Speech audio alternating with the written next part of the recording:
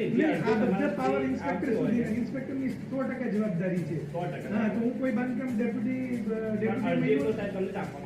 અરજીઓ મને ના આપતા, અરજીઓ મને જાય તો નીચે ને. સાહેબ ચોખ્ખું કહે છે ભાઈ વોર્ડ ઇન્સ્પેક્ટરની જવાબદારી છે. વોર્ડ ઇન્સ્પેક્ટર કે સાહેબને મળો, કોને મળીએ? તમે કોઈને મળીએ?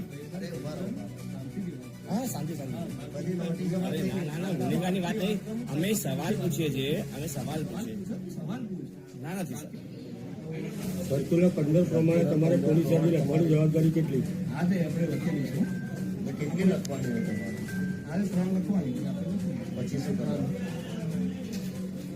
લખ્યા બાદ તમને બંદોબસ્ત ના મળે તો સર્ક્યુલર 15 એમ કહે છે કે તમે આસિસ્ટન્ટ ટીડીઓને રિપોર્ટ કરો. તો આસિસ્ટન્ટ ટીડીઓએ પ્રયત્ન કર્યા, તમે રિપોર્ટ કર્યા પછી એક ખ્યાલ આવી શકે સાહેબ કે છેલ્લા 6 મહિનામાં કેટલા બાંધકામોમાં અરજીઓ આવી અને કેટલા બાંધકામો તોડવામાં આવ્યા. કારણ કે આમાં અમારા સુધી જે ઇન્ફોર્મેશન આવી છે એમાં માન લો કે તમે 100% અરજીઓ કરવામાં આવી હોય તો 100%માંથી ફક્ત 2%માં તમારે બાંધકામ જે છે એ ગેરકાયદેસર તૂટે છે અને તૂટેલા બાંધકામ બી ફરીથી પાછા બને છે. તો એનું કારણ શું?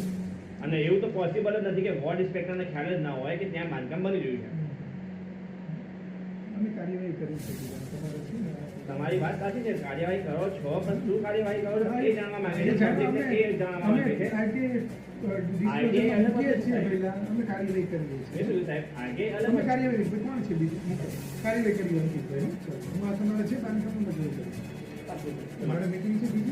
હવે સવાલ એ છે કે ઉત્તર ઝોનમાં કોઈ સક્ષમ અધિકારી છે ખરા કે પછી આખું એ એસ્ટેટ ખાતું જ ચાલી રહ્યું છે રામ ભરોસે?